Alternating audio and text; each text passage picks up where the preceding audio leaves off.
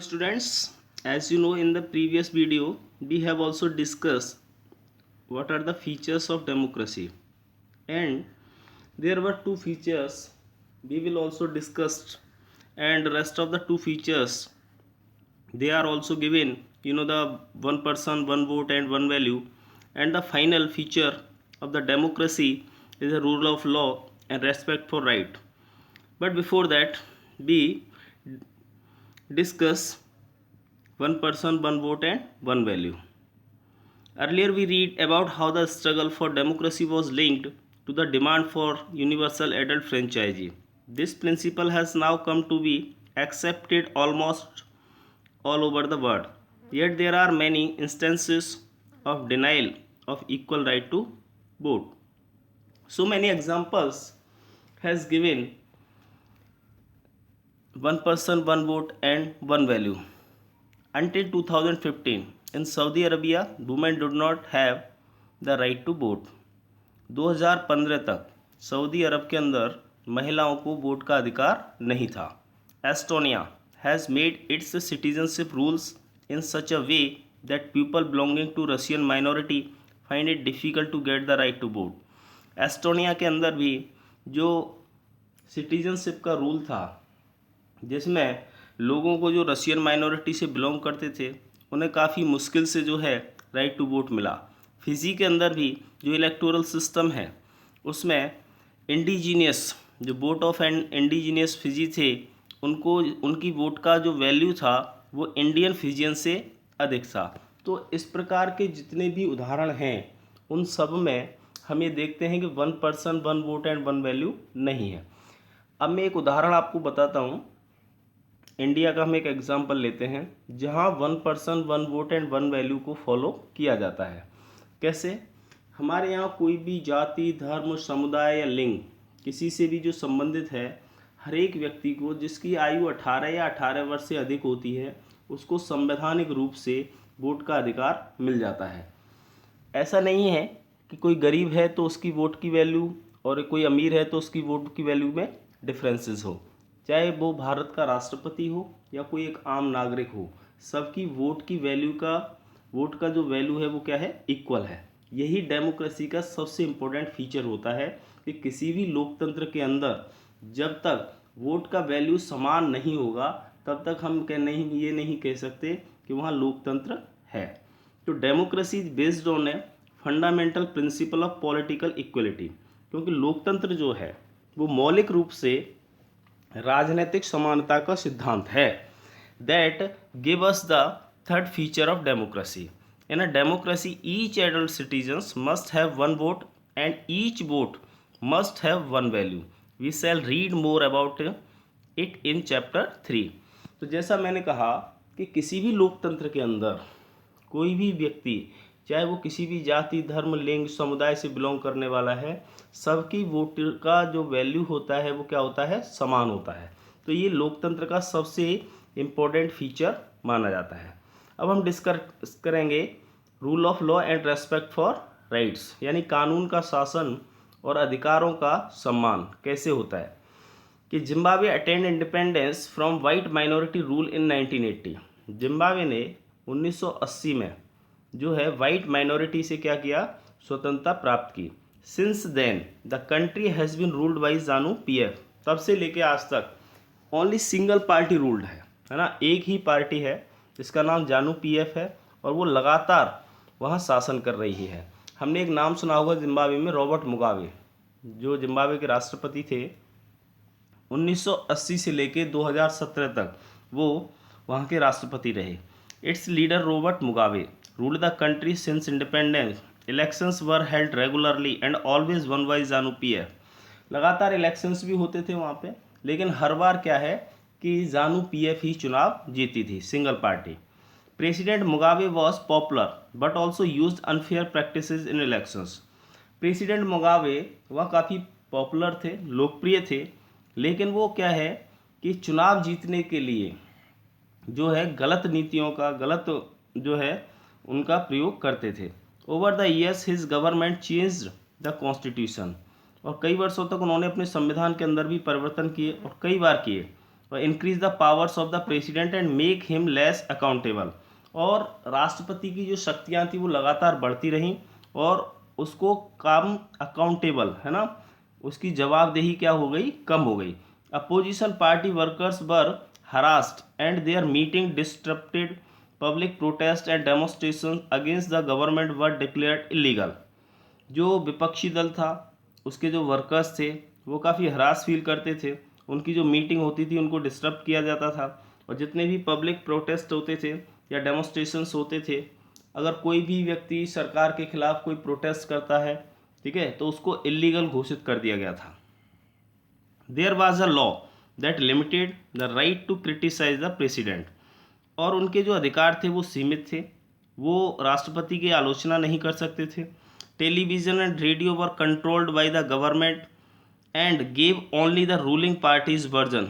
Ruling parties version, क्या TV है, radio है, सबको नियंत्रित किया जाता था सरकार के द्वारा, और कोई भी रूलिंग पार्टी जो थी वहाँ की, जो जानू पीएफ थी, उसके खिलाफ न बोल सकता था न लिख सकता था। There were independent newspapers but the government harassed those journalist who went against it. कुछ इंडिपेंडेंट मीडिया के जो है जर्नलिस्ट भी थे, लेकिन उनको क्या है, हराश किया जाता था और उनके खिलाफ जो है एक्शन भी लिया जाता था। The government ignored some court judgments that went against it and pressurise जजेस। He was force out of office in 2017। सरकार जो है वो कुछ कोर्ट जजमेंट्स को क्या करती थी, इग्नोर कर देती थी, उनके खिलाफ चली जाती थी। जबकि किसी भी लोकतंत्र के अंदर जो न्यायपालिका होती है, जो जुडिशरी होती है, उसका बहुत ही महत्व होता है। और जब उन्होंने 2017 में उन्होंने अपना कार्यकाल छोड़ा, रॉबर्ट मुगाबे ने, तब तक यही स्थिति जो है जिम्बाब्वे के अंदर बनी रही। एक उदाहरण मैं भारत के संदर्भ में आपसे बताना चाहता हूँ कि जैसे हमारे देश में एग्जीक्यूटिव है, पार्लियामेंट है ना, और जुडिशरी है। तो जुडिशरी के अंदर जितने भी हमारे यहाँ कोर्ट्स होते हैं, चाहे वो लोअर कोर्ट है या हाई कोर्ट है या सुप्रीम कोर्ट है, सुप्रीम कोर्ट का जो भी डिसीजन होता है वो सरकार को मान्य होता है, सरकार उसको इग्नोर नहीं कर सकती, क्योंकि जुडिशरी जो होता है वो सबसे सुप्रीम होता है किसी भी लोकतंत्र के अंदर।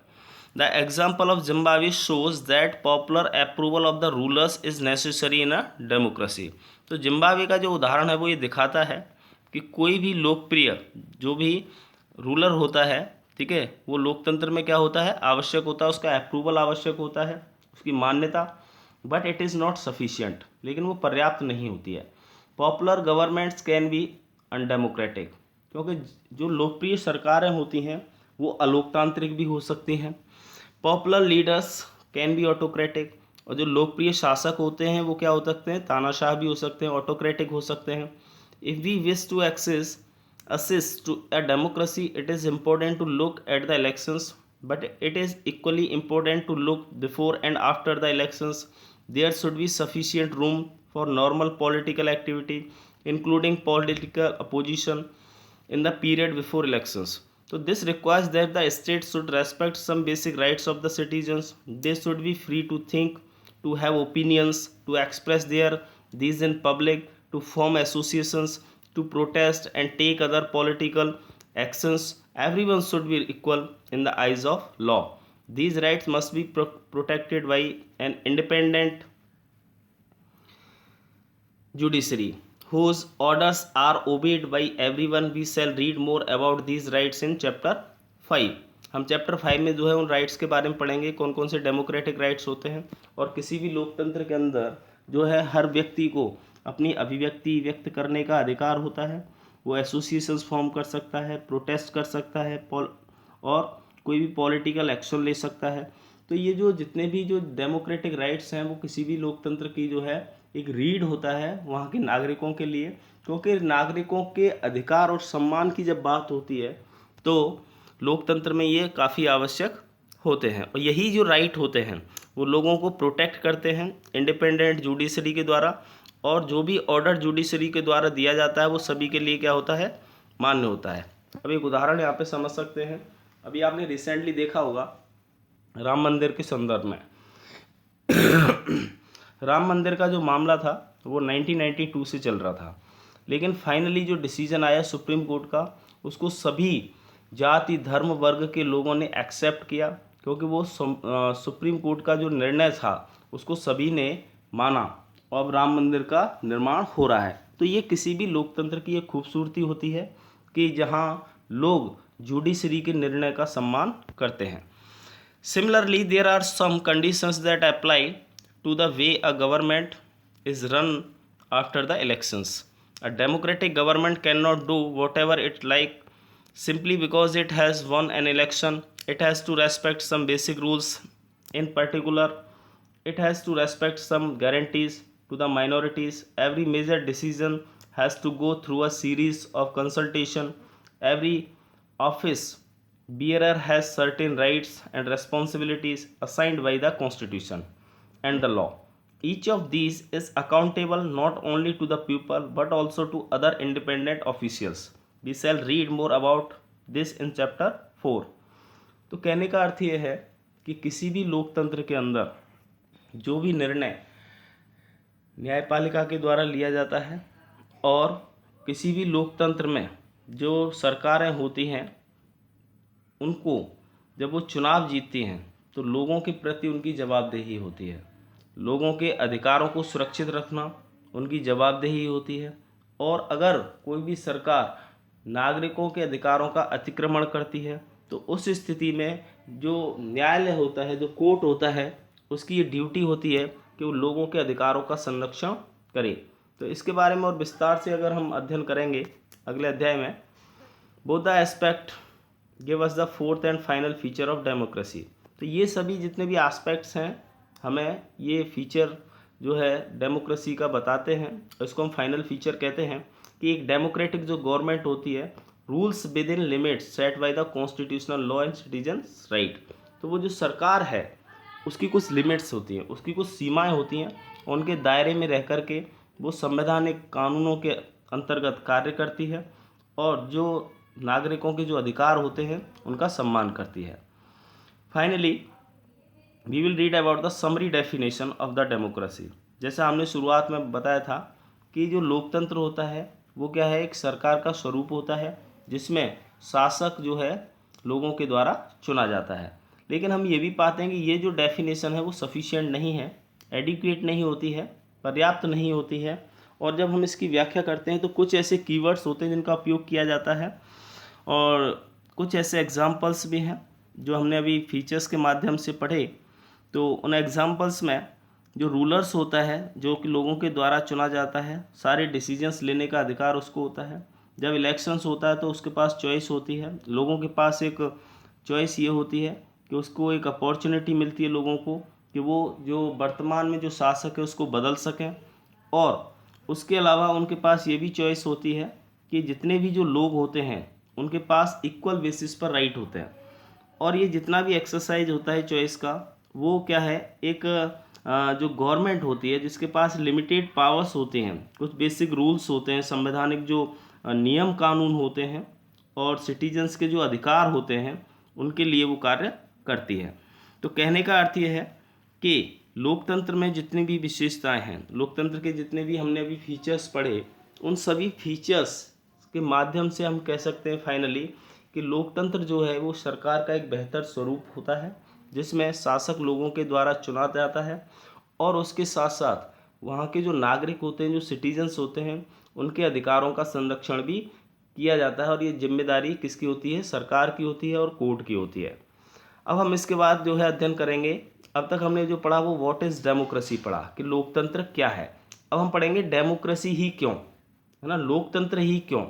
क्यों लोकतंत्र के अलावा और भी बहुत सारे जो है फॉर्मेशन ऑफ द गवर्नमेंट होते हैं। जैसे मैंने कम्युनिस्ट पार्टी के बारे में बताया था कि चाइना में कम्युनिस्ट रूल है। अभी हमने जैसे जिम्बाब्वे का उदाहरण पढ़ा कि वहाँ एक सिंगल पार्टी रूल रहा, जानू पीएफ जो पार्टी थी उसका रूल रहा। उससे पहले हमने मैक्सिको का उदाहरण पढ़ा, तो पाकिस्तान का उदाहरण पढ़ा। तो बहुत सारे जो हमने उदाहरण पढ़े उनमें ये समझने का प्रयास किया कि लोकतंत्र का महत्व क्या है और लोकतंत्र ही क्यों जो है, लोकतंत्र की क्या क्या विशेषताएं होती हैं। लेकिन अब हम जो अध्ययन करेंगे वो करेंगे कि लोकतंत्र ही क्यों आवश्यक होता है। कि जितनी भी फॉर्मेशन ऑफ गवर्नमेंट्स होती है चाहे वो कम्युनिस्ट रूल होता है, चाहे वो डिक्टेटरशिप होता है, चाहे वो ऑटोक्रेटिक होता है, चाहे वो डेमोक्रेसी हो, है ना, उनमें सबसे इम्पोर्टेंट जो है वो लोकतंत्र ही क्यों है, और लोकतंत्र को ही आज अधिकतर कंट्रीज़ ने क्यों एडॉप्ट किया है, उसके बारे में हम अगले अध्याय में अगले जो है वीडियो में डिस्कस करेंगे, और हम जानेंगे कि डेमोक्रेसी के अगेंस्ट कौन कौन से आर्गूमेंट्स होते हैं, और डेमोक्रेसी के लिए या डेमोक्रेसी के साथ अगर हम देखें कि लोकतंत्र से संबंधित कौन से आर्गूमेंट्स हैं, उन सब के बारे में हम नेक्स्ट वीडियो में चर्चा करेंगे। ठीक है।